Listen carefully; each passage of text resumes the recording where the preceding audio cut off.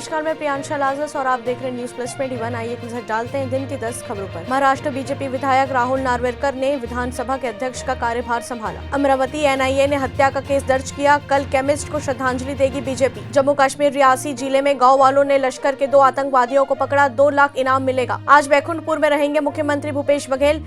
पोंडी और पटना गांव में लगेगी भेंट मुलाकात की चौपाल। स्वीकार चुनाव में एकनाथ शिंदे ने आदित्य ठाकरे समेत शिवसेना एमएलए को व्हिप जारी किया। बीते 24 घंटे में कोरोना के 16,103 नए केस मिले। 31 मरीजों की हुई मौत। अब महासमुंद नगर पालिका की जंग। कांग्रेस ने पीयूष कोसरे और सुबोध हरितवाल को पर्यवेक्षक बनाया। पावर डिस्ट्रीब्यूशन कंपनियों पर पावर जनरेशन कंपनियों का बकाया 1.32 लाख करोड़ पर पहुंचा। शमशेरा का बिहाइंड द शूट वीडियो आया सामने। फिल्म के लिए संजय दत्त ने की कड़ी मेहनत। 22 जुलाई को रिलीज होगी फिल्म। असम में बाढ़ से अब तक 174 लोगों की मौत। 22 लाख लोग प्रभावित। ऐसे ही जानकारियों के लिए देखते रहिए न्यूज प्लस 21, आपके हक की बात।